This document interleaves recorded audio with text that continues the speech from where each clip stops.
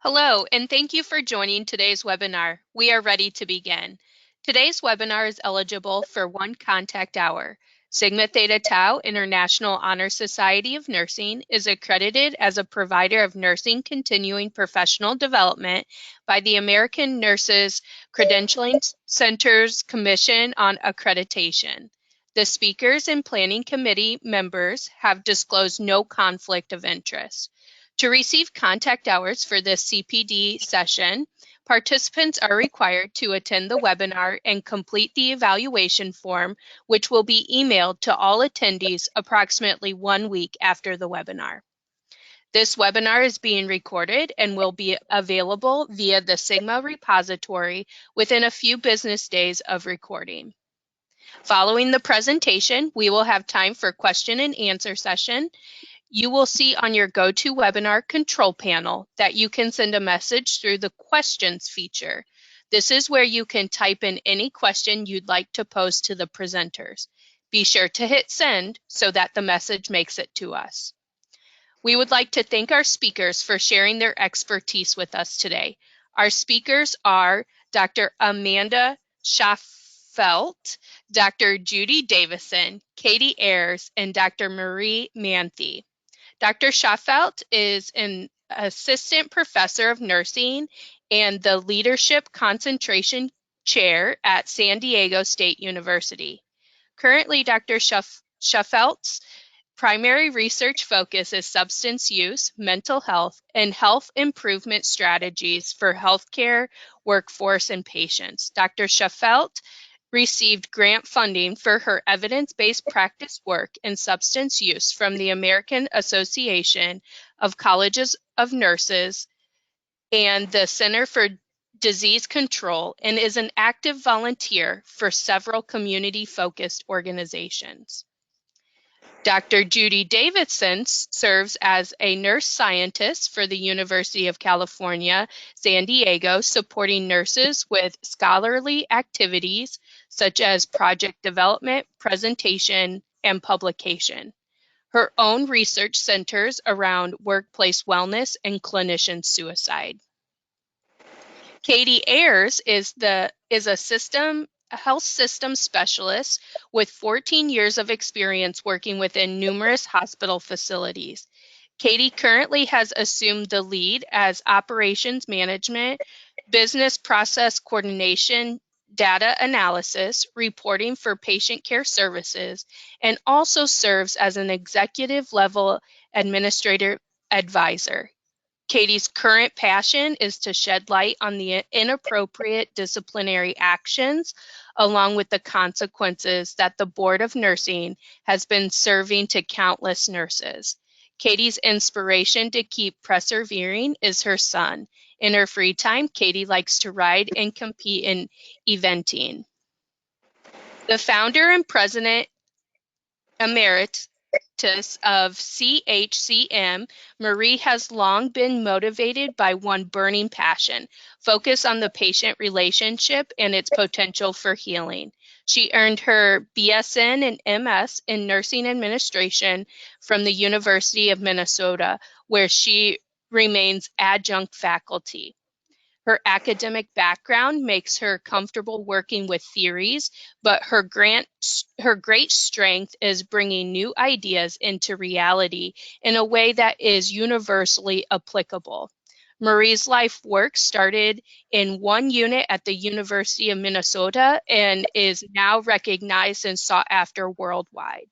Her ability to describe key clinical practices in universal terms connects with healthcare executives, but she also speaks about practice in a way clinicians can identify with.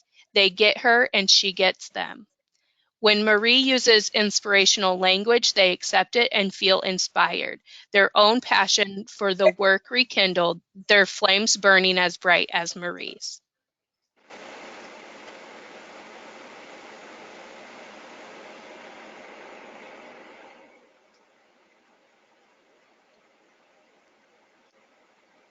All right, we'll go ahead and hand over the presentation and get everything started. Wonderful. Thank you so much for being with us today. I'd just like to extend Our great thanks from our whole team. Today, we're going to take you down the little rabbit hole that we fell into with some research that actually stems from some groundbreaking work that Dr. Judy Davidson has been doing with her team at UCSD since I think they first published in 2018. And work that obviously Marie and others across the country have been doing for decades, even prior to that. So we will talk to you briefly about some major issues stemming from the workplace that we believe may be contributing to death by suicide among our nurses. We'll identify some institutional, professional, and individual actions that we believe could be taken to reduce this risk. And really, we want to talk to you about some ideas that we have around current flaws in the system that may be contributing overall to increased rates of death by suicide among our nursing workforce in particular. Next slide, please. We do really want you to take care of yourself as you're listening to our presentation. We will be talking about some very sensitive issues related to death by suicide among nurses. And it is not uncommon. In fact, it's fairly common for people to have emotions or feelings that may even be surprising to themselves. And most important, we really want you to know that there are resources available, that it's imperative that you reach out to someone for help should you have some feelings that you need to work through as we're kind of moving through the content today. Next slide, please. And you all know us by now. Again, I'm Amanda Chafflet, and I'm very happy to be representing San Diego State University here in beautiful San Diego. Next slide, please. Okay, and so the title of my little piece is Substance Use, Mental Health, and Death by Suicide. And next slide. This work really comes from a team that came together after we were all touched by some of the, as I said before, groundbreaking studies that Judy and her team have done over at UCSD that really showed definitively that nurses are at an increased risk of death by suicide when compared to the general population and gender-matched statistics. And we have been working with the team that's listed here and others, not just listed here, but from around the country, to try to better understand some of the correlates and potentially antecedent variables that are kind of a part of the package of death by suicide among nurses. Next slide, please. Now, I have a specific interest in nurse substance use. That comes from some of the work that I was doing prior to this around substance use in cancer patients. And what we know about substance use among nurses is that the prevalence is really not very well established. The studies that are done are often done retrospectively among nurses who have already been identified as having substance use disorder. And we know that risky substance use happens along kind of a large continuum where sometimes you can have opportunities to engage nurses who are not yet completely addicted or dependent. This goes true for the general population. And we don't really have a good understanding of the prevalence of risky substance use or even addiction or dependency among the nurse population because we believe that it's very underreported. And this is due to a number of issues. Most importantly, stigma. Our profession is not very good at surfacing some of the kind of underlying problems that we're dealing with. Nurses tend to be caretakers, not necessarily caretakers of themselves, but of others. We know that some of the regulatory and licensure issues that have fairly robust and life-altering kinds of problems when nurses self-report seem to stem some of the self-reporting around substance use issues as well. And we also know that there is a fairly prevalent belief or perception that there is a lack of treatment resources available, not only to nurses, but to the general population as well. And as a result of these issues, often external recognition of nursing substance use often occurs only after some sort of a crisis event, such as a nurse being caught intoxicated at work, or receiving a ticket or having to go through the judicial process because of a DUI or a nurse being caught diverting at work. And obviously these are things that often come kind of late in a cycle of risky substance use and into addiction. And so we believe that there are potentially some good opportunities to intervene much earlier. Next slide, please. So our team really came together kind of looking at Judy's work at UCSD and thinking, I wonder if there are any substance use or mental health issues that would be apparent from some of the CDC data that their team had been exploring for a couple of years. And just to give a tiny bit of background, we are working with a data set from the CDC National Violent Death Reporting Statistics database. And this is basically a database that collects the quantifiable metrics from medical examiner reports for all deaths that are listed as violent deaths, and suicide is considered a violent death. And it's a database that more and more states have been participating in over the years. And so I think initially the first data that we were looking at comes from 2003, when there were maybe 20 states reporting, and I might have that wrong. And I know I can count on Judy to correct this during her turn. And as of this point, the most recent data that we have available that just became available from 2018, I believe there are 38 states that are reporting.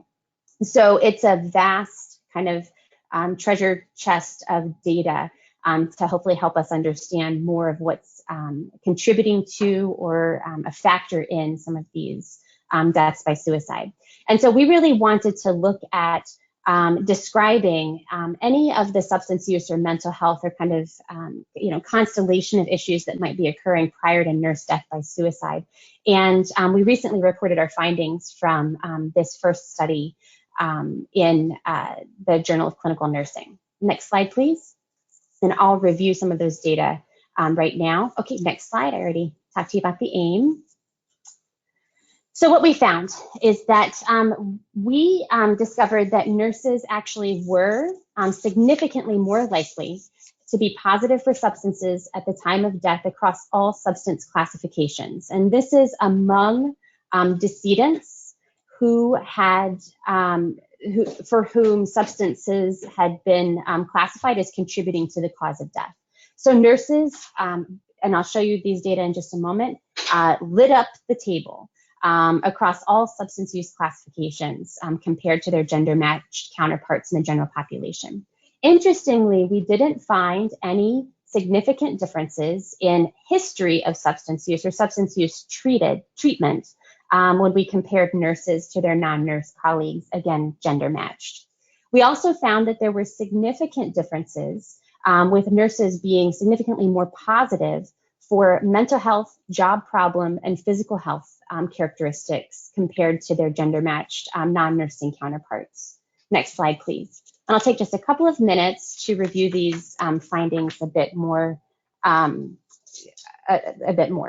So that first finding that I shared with you, that among the decedents for whom substances were contributing to the cause of death, nurses were significantly more likely to be positive for antidepressants, antihistamines, benzos, alcohol, opioids, the most, among other things. And you can see some of these statistics are 44% compared to 9%, right? 43% compared to 11%.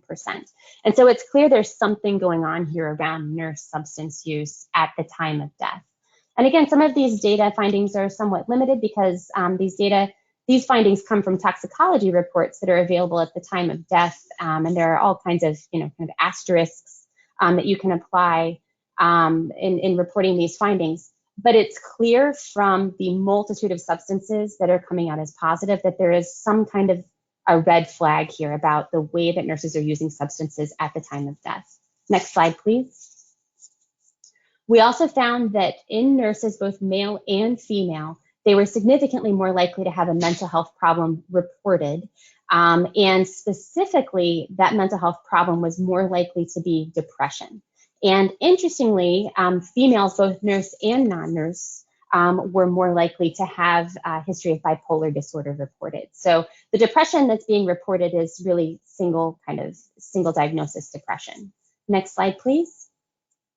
When we looked at odds ratios for female nurses versus female others, we also found some very interesting results. The most significant finding is that female nurses compared to their counterparts were far more likely, almost twice as likely, to have a job problem reported compared to their non-nurse counterparts. They were also more likely to have physical health problems reported, and then as you can see, mental health problems and mental health treatment. Next slide, please. So what do these findings mean? Really, what we believe we might be looking at is not just one problem, but potentially a cascade of problems, all of which should be treatable issues. So the nice thing about substance use and mental health problems is that there are evidence-based treatments for kind of most of the things that people might report or seek help for. And so something is happening that's preventing people from seeking help or getting the help that they need prior to death by suicide. We also found that we also believe that it's very interesting that the job problems popped out as one of the most significant findings when you compare female nurses to female others.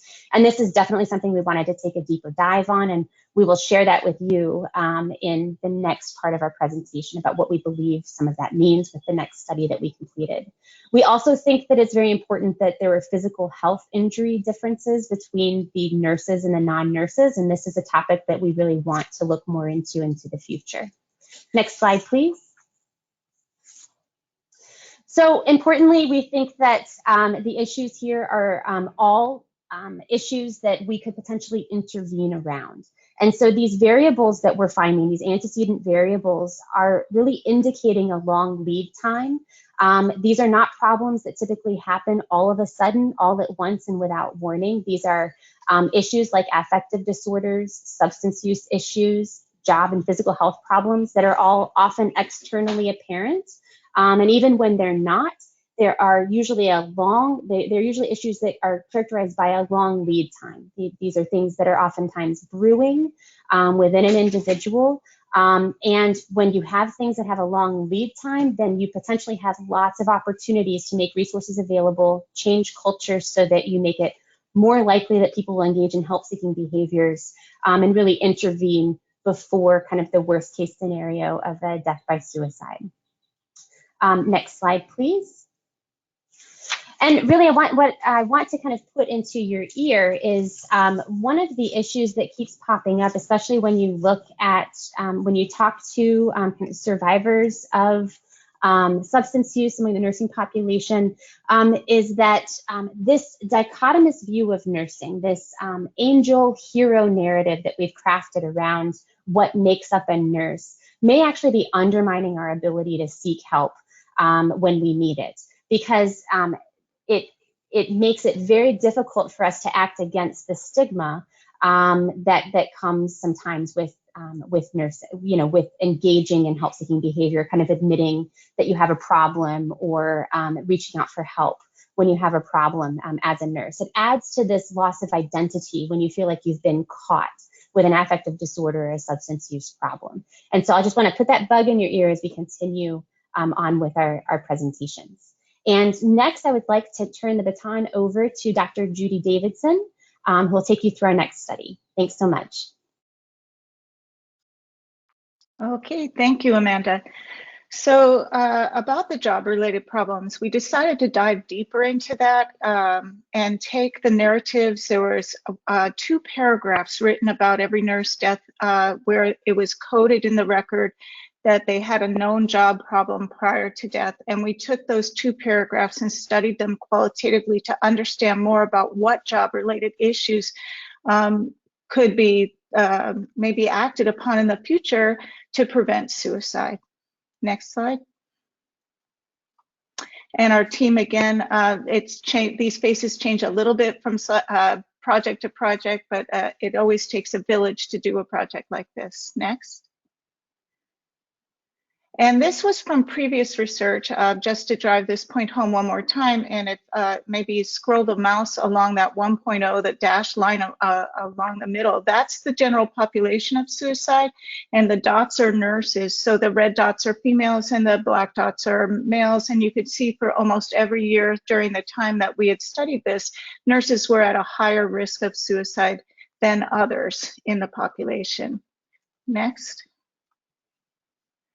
So the aim of this study was to look at the context related to the job-related problems. Next. And we took those 2 paragraphs per death from the law enforcement and medical examiner notes. There was 203 nurse deaths where there was job-related problems coded in the record. Next. And there is a model for understanding suicide, this theoretical framework we kind of wrap our work around, that there are biological, psychological, and social and environmental factors that pre-exist, and then current life events tip somebody over the edge, and if they have access to lethal means, then suicide can be the end result. Next. So what did we find? Out of these 203 deaths, the most important finding is that 92% of these nurses were either unemployed or in the process of losing their job or their license. And the reason that they were losing their job or their license fell into 3 buckets. The other, and I'll tell you about that in just a second. The other big issue is that 82%, the vast majority, had known depression. So they had a treatable disorder that was not controlled. Next. I'd like to talk to you about composite cases, 3 different composite cases that kind of bring up commonalities between them. The CDC does not allow us to read the exact quotes from the narratives, so we have to take nurses that were similar to each other and make a composite case.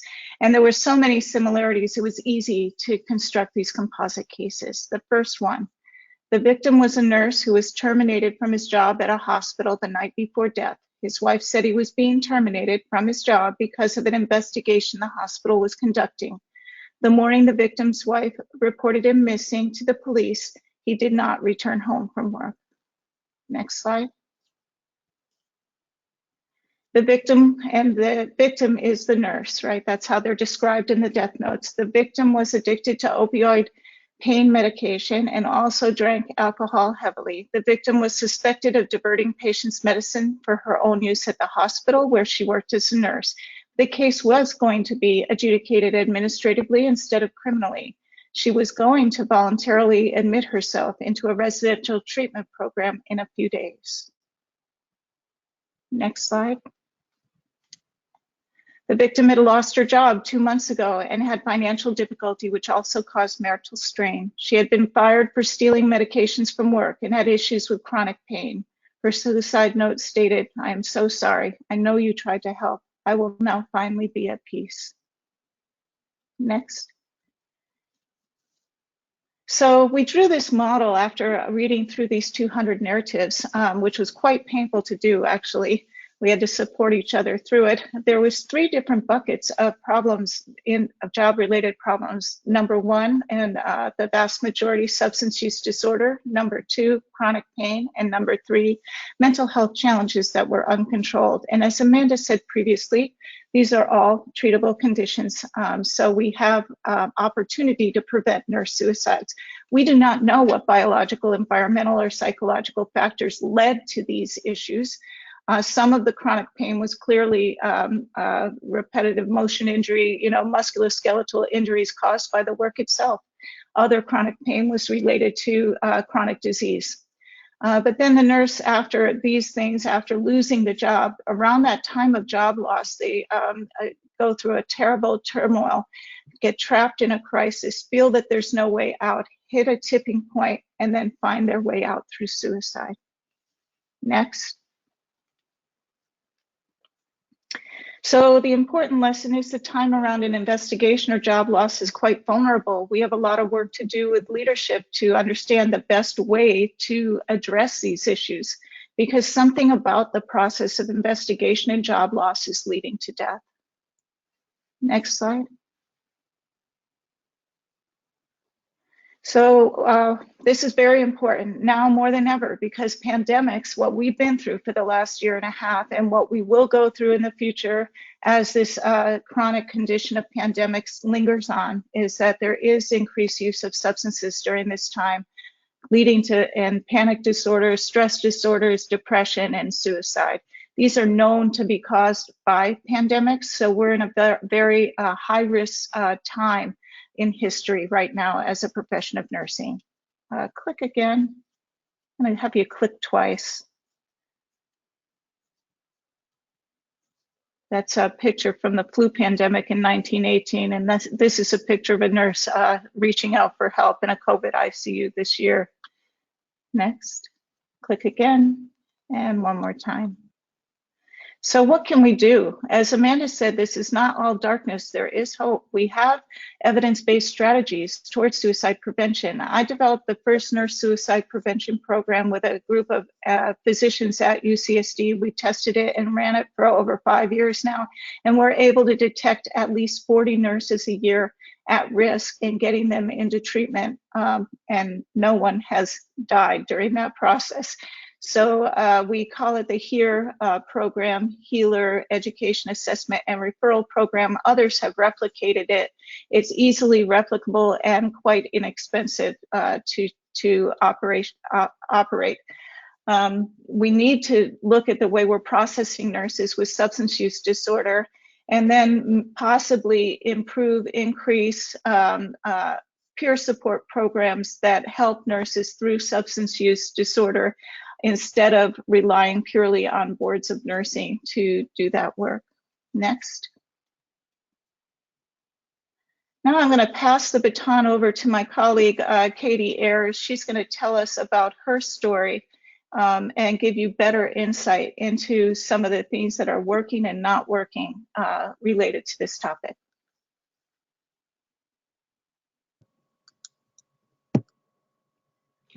I want to begin by doing a little visualization exercise. I want everyone to close their eyes and think of a word that would best describe you as an individual. Think about your friends, your significant other, your family, and your profession. Did many of these stem from your nursing career? Does the profession embody who you are? Once you leave work, do you still define yourself as a nurse to the outside world? Do you feel as though you belong to a chosen group of ethical individuals who are held to a higher standard than most professionals? Now imagine what you would do if that was all taken away because you made a mistake. Your friends, your job, the ability to obtain a job, and most importantly, you've now lost your VIP access card to that special group of individuals that society holds on such a high pedestal. Who are you? What defines you as a person? And now, how do you go on without purpose? Okay, you can open your eyes now. My name is Katie Ayers, and these were some of the questions I had to ask myself when the Board of Nursing had to come to a conclusion on disciplinary actions against my license. I had obtained a DUI misdemeanor while unemployed. I had been a nurse for 15 years with a master's specializing in nursing education, along with a degree in business administration. I became a nurse because I find fulfillment in helping those who are in need. Comforting an ailing patient who doesn't have any family, staying late to start at a difficult IV, and helping an individual in crisis to let them know that they are not alone. That is what kept me going back, the patient. Nursing defined who I was, who my friends were, and what kind of person I was. I was part of a special society that many do not ever experience within their own career. Unfortunately, I also became part of a culture that didn't know how to deal with the trauma that many had endured on a daily basis. Many of my coworkers would go to the bar after a shift to take the edge off. If one of my fellow nurses threw a party, it was usually pretty heavy-handed on the alcohol and weed. This was never frowned upon. We all knew what we were doing. We were not like the patients. We were educated and knew the signs of addiction or diversion of medication. The incident surrounding my DUI was simple. I was fired from my job as an accreditation manager for not signing off on illegal billing practices, which I later sued for wrongful termination and won. I had accepted the job in the first place to be closer to my fiancé. After I was let go, the engagement was called off and I had to move back home with my parents, a blow that had rocked my world. I was scrambling to find a job. After 5 very intensive interviews, I was informed that I was selected for the position of quality manager of a children's hospital. My friends wanted to take me out to celebrate, and that's when I received the DUI. There are no excuses, but I was going through a highly stressful, very intense time of my life, and it became too much to where numbing myself seemed like the only relief. Suffice it to say, the job offer was taken off the table. My life was in shambles, and I had hit rock bottom. I couldn't get out of bed, and I had a failed suicide attempt. I needed to move on with my life and figure out how to dig myself out of the hole that I was in. I started to see a therapist regularly, and though I was fearful of how medications could look on my record, a psychiatrist for antidepressants. When I discussed these concerns with my doctor, he thought I was being a bit paranoid. I had to remind him that I had worked within the hospital of several settings in various departments and that the stigma for those on medications was alive and well. For example, when I was an employee, when I had a physical health employee exam for my first job as an RN, I was told that I should not work in the ED because I was on Prozac. The nurse practitioner said, "It might just be too much for you." I started going to AA, not willfully, because I was still in the mindset that I did not have an issue with alcohol. When I finally decided to take a good look in the mirror, I found that I wasn't dealing with my feelings. I was numbing myself out. I had lost my friends, my social life, and I had lost myself. In the end, I found that those friends were some good ones to lose, and the social life was not worth it. As for myself, I was still working on finding who I was, not what I thought people wanted me to be. After 4 months of looking for work, I was offered a job at the VA as a patient advocate for primary care. I was honest and transparent about what was going on. The VA warned me that if the BRN took action against my license, I would be let go. I needed to work and was so grateful that I was willing to take that chance. I worked hard with my counselor, continued attending AA meetings with an open heart, got on the right medications for my anxiety and depression, attended the required DUI classes that lasted 18 months, 2 hours a week, and performed 120 hours of community service. I also became a mother for the first time and was promoted to manager of the primary care unit. My sobriety and having to work through actual feelings was daunting, but invaluable. My mind was clear. I was a better employee, friend, sister, and mother. Being raised by an alcoholic mother, I realized how codependent I was when I entered the field of nursing and how damaging that can be if not addressed. In the winter of 2019, I received a letter asking if I would like to attend the diversion program that the BRN had set up for nurses. It is voluntary. It is a voluntary program that is contracted with a separate entity from the board.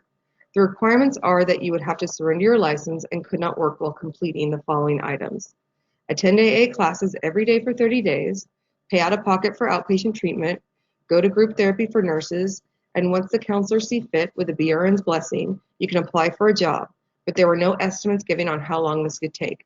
I was told that I could just apply for disability to pay for rent and other expenses. At this time, I was pregnant, completed all of my required classes that the court had mandated, and I was working for the federal government, who does not offer disability. I had asked what the difference was between going through this program and waiting for the BRN to finish their investigation, and the company stated that the DUI would be on my record if I didn't do the program. I decided to take my chances and plead my case to the board. Unfortunately, no one ever explains to you that the due process is only granted when one has the money to pay for it. It was January of 2020, and the BRN completed their investigation. I'd hired a lawyer to represent and speak on my behalf. I put together a packet with letters of recommendations, performance and medical evaluations, basically everything that showed the steps I had made to change my life and to prove that alcohol never nor will ever interfere with work, and that the DUI was obtained outside of work while unemployed. My lawyer, from the moment we received the response from BRN, stated that I needed to take the deal. The deal being that I surrender my license for 2 years, I complete an outpatient program, then proceed to complete what the diversion program required. I felt punished. I felt like I was not being heard and that my statement for myself, my colleagues, and my doctors were all being ignored. I tried to explain to my lawyer that I needed to go in front of the board, that I couldn't stop working, and that I wouldn't have any income to support myself or my son. I reiterated that the employees of the federal government do not qualify for disability and that the federal government does not work with those RNs who are in the diversion program or who are being disciplined. My cries for help were falling on deaf ears. I was told over and over again by the guy who was supposed to be defending me to sign the papers. You can't fight the board. When I refused to sign, I was told I would have to pay another 10 grand in fees, along with the trial proceedings to go in front of a judge, which can be anywhere from $20,000 to $40,000. Even if the judge ruled in my favor, the board still could overturn his or her decision. and I would be even more out of money and not have a license. I've never felt so helpless. Of all the years of tending to those in need, I would have given anything to have someone recognize the frustration, pain, and demeaning actions the DOJ and the board was taking towards me. It was now March of 2020 and COVID was popping up in our clinic. I was attempting to balance the stressors of the pandemic along with the decisions of what to do with my nursing license, as well as being a new mom. My immediate supervisor was always aware of my situation and was very supportive. I loved my job and where I was working. I was hoping to find another position that I could transfer to, but it all happened so quickly. I knew I would not qualify for disability and could not afford the outpatient treatment plan. I also did not know how long the counselors would keep me from attempting to find another job, even with all of my supportive documentation. I asked if I could give my medical file and speak to someone to see if I could get an estimated time frame, but I was told it could be anywhere from 30 days to 6 months. I decided to surrender my license for 2 years so I could work and provide for my child. I attempted to speak to the DOJ, but he refused to talk to me unless it was through my lawyer, even after I had fired my attorney. I resent all of my evidence to the DOJ, attempting to get some kind of response and understanding as to why no one was recognizing what I had accomplished within the last 2 years. To which he responded, I can take off the mandatory physical that you would be required to have and pay out of pocket for. I was dumbfounded. COVID hit and the job market tanked. I went on hundreds of interviews, many of which questioned me outright as to why I wasn't applying for their open nursing positions. I would have to relive my DUI over and over to the point where it defined me. Everything I accomplished, everything I had completed to overcome my issues meant nothing. Every night I would question why I was still around. Every comment, every rejection, every letter I sent requesting some kind of support from a representative, it was like another piece of my soul was being chipped away. I would then hear a cry or a laugh from my son, and he would jerk me out of the depths of my despair. He was my lantern in my tunnel of darkness. Dr. Davidson was my guardian angel. She was able to show me that I was not alone. There are thousands of nurses who are dealing with their own personal demons. They have lost their homes, their jobs, and their self-respect. I'm lucky to have been invited into this research group that is focused on not dismissing those nurses who have made the mistake of showing that they are human. The good news is I am back at the VA and my official start date was yesterday. As for my nursing license, that is still up in the air. I will have to apply for reinstatement and appear before the board. I've been told to obtain a lawyer for this process, but I do not have the funds or see the reasoning behind this. 2020 has been a very humbling year. I have had every job under the sun just to keep afloat. I've sold off items that I thought I could never part with. I've discovered who my real friends are and what true kindness is. I want to thank you so much for listening and wanting to be a part of the change. I will leave you with this short story. While working at the VA, I took care of many men, young and old, who did not want to show any kind of weakness or emotion. I had a patient that had came in with some needs and was very short with the staff. He had said that he was having some difficulty at home and needed a referral. To speed up the process, I had asked what kind of referral he had needed, and he had said it was for some medications. He had not been feeling very good and was looking towards drinking again and needed to prevent that. He hated admitting to this because he felt that no one understood. I had told him that I understood, and many of us look like we are okay, but that we are professionals at looking okay. The patient smiled and started to cry. Remember to give yourself permission to be human. Being human means you will make mistakes, and you will make mistakes because failure is God's way of moving you in a different direction. Now I'll pass this on to Marie Manthe.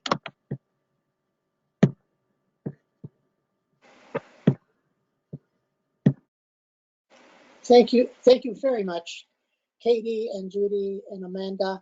You have set up a interesting and informative and provocative way of looking at these issues of suicide in nursing. And Katie, I particularly want to say I've heard your story over and over so many times in the last 6 or 7 years. And yet, for many years before that, I knew nothing about what was happening with substance use disorder issues in the nursing profession, although I myself am in recovery. What I'd like to do in this talk is take a helicopter view up, just to take a step up and take a look at what is the fundamental problem that we have in nursing with substance use disorder. And my finding after just the 7 years I've been working with the issue through a peer support group is that we need to change a fundamental belief about substance use disorder in nursing. And that is that it is a moral failure issue. We take it on as a moral failure rather than understanding and accepting it as a chronic disease, which it clearly is. In fact, many people still argue about whether or not it's a disease even. It's better to be defined as a moral failure, which is utter nonsense. It fits the definition of disease perfectly. And a good parallel that can be made between substance use disorder as a disease is diabetes as a disease. They both require diagnosis. They both result in a treatment plan being developed, and they both result in successful management for the lifetime of the individual. And so what I see happening is that the moral failure belief that we hold on to, it's not a fact, it's a belief, denies the reality of substance use disorder as a chronic disease and supports the conspiracy of silence that exists in the profession, which allows these things to be going on, as Katie has told her story, without people around her having any idea what's really happening. And the conspiracy of silence results in secrecy that supports the stigma and shame that handicaps people from recovery. The Board of Nursing and the disciplinary process are reflective, in some cases, of the belief that this is a moral failure rather than a chronic disease. My own experience with the conspiracy of silence occurred in the following way. On June 26th of this year,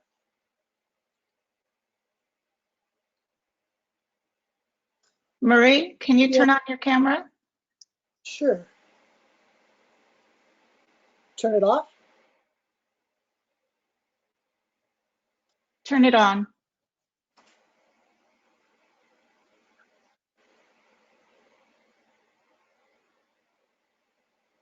Now? Sure. How's that?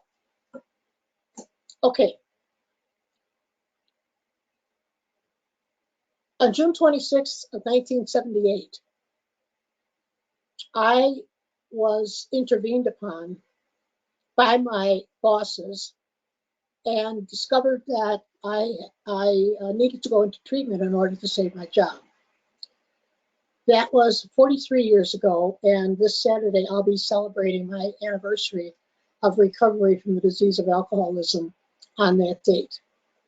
The story of my experience reflects a successful transition from leadership in a nursing administrative position to creating a career as a consultant and developing a consultation company that has been quite successful. Throughout that period of time, throughout those years between 43 and the last 7 years, I went through my professional life not knowing at all what was going on within my profession, although I paid attention. I've been deeply connected to the professional nursing my entire life. I've been in recovery and deeply connected to the process of recovery for the last 43 years. Until 7 years ago, that connection was never made. And I'm stunned by the fact that I didn't know what we were doing in the nursing profession for nurses who had substance use disorder problems. I didn't see what was happening, although I am active in recovery and I was active in the profession. And the reason I didn't see it isn't because I didn't pay attention, don't care, or I'm not intelligent enough to understand what was happening. The reason I didn't see it is because the conspiracy of silence kept it out of sight.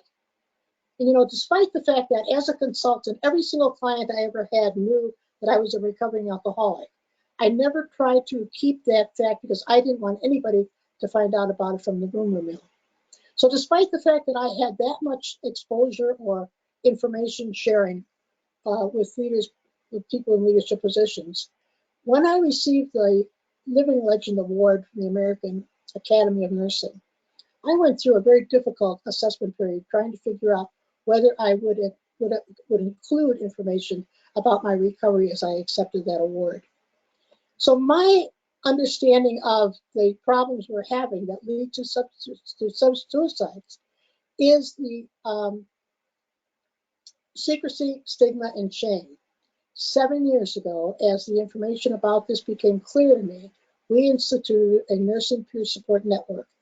And previous speakers have mentioned the value of peer support. And I'm here to say that the story Katie told is being told in peer support meetings throughout the state of Minnesota. We have a nonprofit 501c3 organization that we have developed that is separate from the Board of Nursing. It is separate from the monitoring program or the alternative to discipline program, sometimes called the diversion program. All of those types of programs exist, but this nursing peer support network that we've established is independent and yet in good relationship with both the board and the alternative program. It consists of providing an opportunity through now face-to-face, back to face-to-face meetings of nurses in recovery to share their experience that Katie just told us, that kind of experience with other nurses who are going through the same thing. We've learned that in terms of the stigma and shame problems of recovery in nursing, there is no better way to deal with them other than having nurses talking to nurses. And so the peer support approach to dealing with the problems caused by the conspiracy of silence that is the result of our belief that the problem of substance use disorder is one of moral failure. There's a direct line, as I see it, from that belief to the fact that nurses, as Katie has pointed out so clearly, are suffering far beyond anything that makes any kind of sense regarding their recovery. All the stories that we've heard, all the statistics that we got from Judy about about suicides and the things that lead up to them, as we learn, they are all treatable issues. But as long as the conspiracy of silence, based on the moral failure understanding of this problem, exists, it's going to be very difficult to reach ways that are effective in helping people before they find it necessary to commit suicide. So I hope that as a result of the research we've been learning about, led by Judy Davidson, and the understandings that we're beginning to get about the nature of the disease, will lead to a national, profession-wide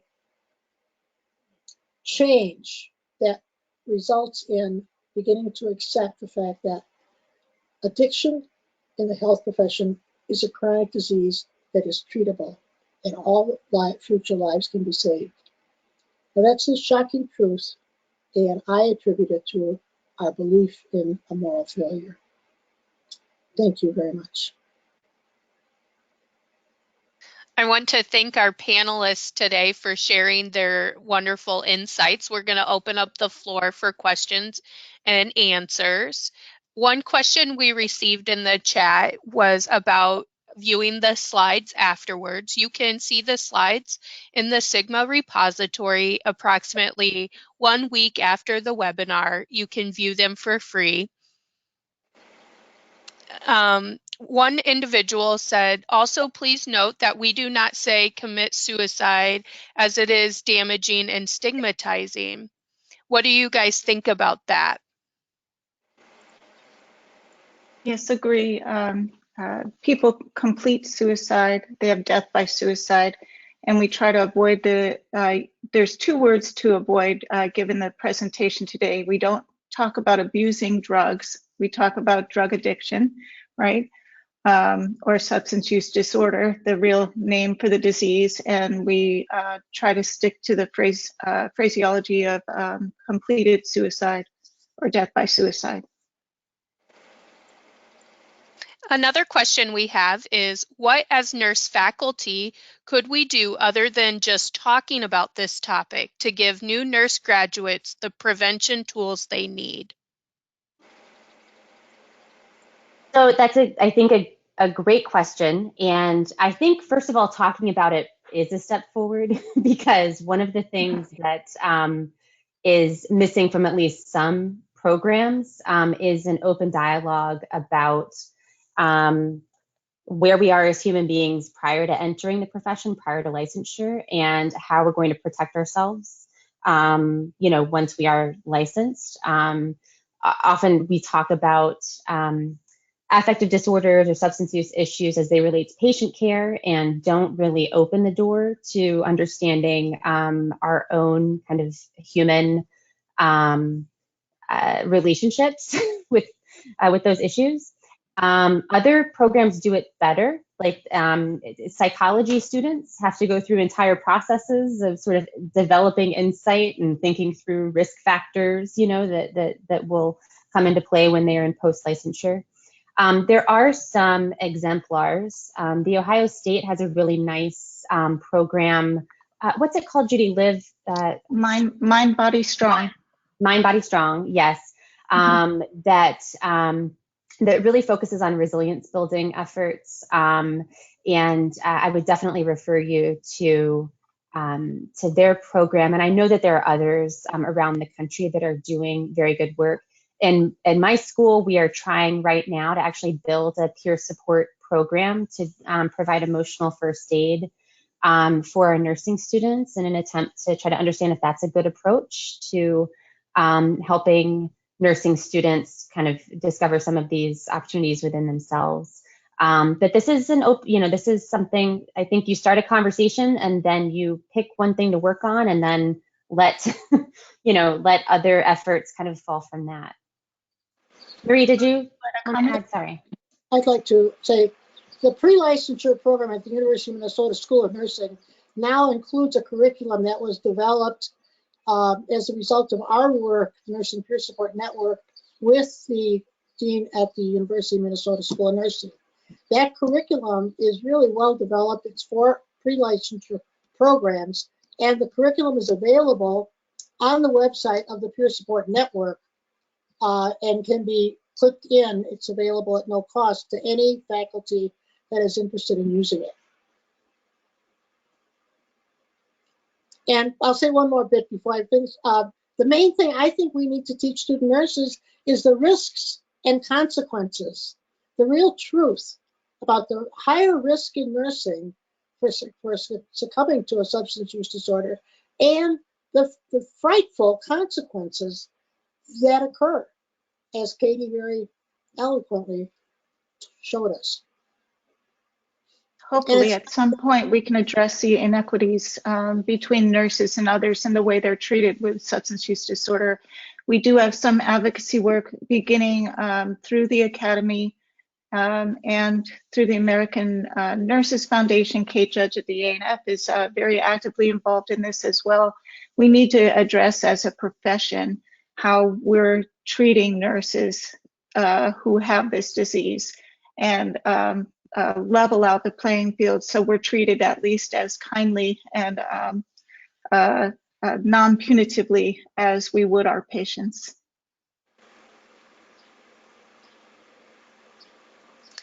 The next question says, what suggestions do you have for new graduate nurses who have struggled with job orientations and the loss of a job?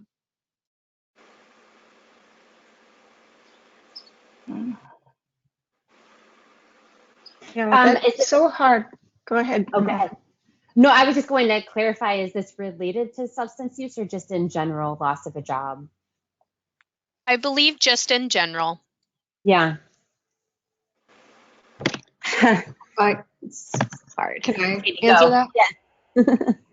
So it has been a difficult year, I think, for everybody, and especially with the new grads and orientation and having to deal with a lot of what's been going on. I think it's very important, and this goes to, I think, some of the programs that are being offered. I think one of the things that would have benefited me a lot as a new grad was really identifying where, because I think we all go into nursing because we want to help people, but I think it's very important to see there might be something a little deeper than that, like my codependency. And when you are codependent, you kind of sometimes don't take care of yourself. And I think some grads who are going out there and they're having difficulty, or the orientation, or they're thrown into situations, even if other people are telling you, oh, this is normal, you should be fine with this, and buck up, then just take a step back and just say, it's okay to set boundaries. It's okay to stick up for yourself. And if you're having trouble, try to find a counselor and talk to somebody. I think that's always, always important. That's something important. And honestly, half of those people in the unit are seeing a counselor. But yeah, that's almost as important as going to go get a manicure, a massage, anything, getting your hair done. That is important. It's taking care of yourself.